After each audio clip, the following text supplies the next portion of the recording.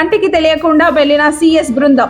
Supreme court senior న్యాయవాది అభిషేక్ మను సింఘ్వాతో పాటు మరికొందరు న్యాయవాదులతో శాంతికుమారి భేటీ.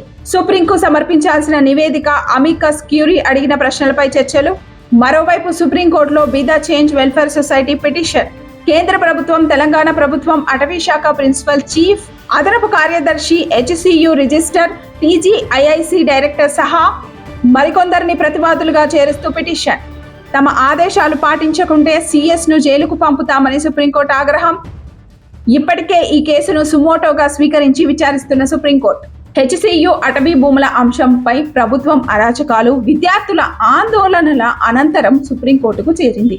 దీంతో ఈ కేసును ఇప్పటికే సుమోటోగా స్వీకరించి విచారిస్తుంది.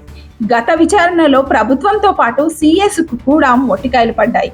ప్రభుత్వం హెచ్సియు భూములలో చేపట్టిన పనులను వెంటనే ఆపాలని సుప్రీంకోర్టు ఆదేశాలు జారీ చేసింది. పర్యావరణానికి హాని కలిగించే పనులు జరుగుతుంటే సిఎస్ ఏం చేస్తున్నారని ప్రశ్నించింది. తమ ఆదేశాలు పాటించకుంటే సిఎస్ ను జైలుకు పంపుతామని కూడా సుప్రీంకోర్టు ఆగ్రహం వ్యక్తం చేసింది.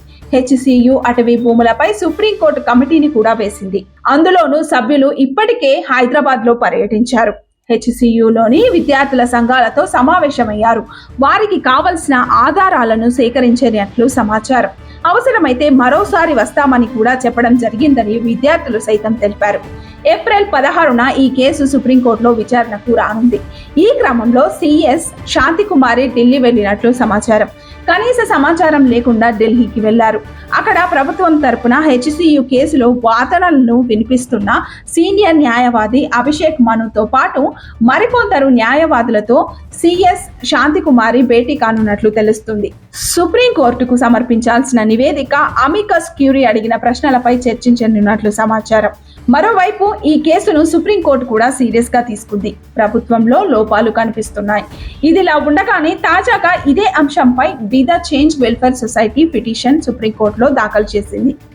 ఇక కేంద్ర ప్రభుత్వం, తెలంగాణ ప్రభుత్వం, అటవీ శాఖ ప్రిన్సిపల్ చీఫ్, అదనపు కార్యదర్శి, హెచ్సియు రిజిస్టర్, టీజీఐఐసి సహా మరికొందరిని ప్రతివాదులుగా చేరుస్తూ పిటిషన్ దాఖలైంది.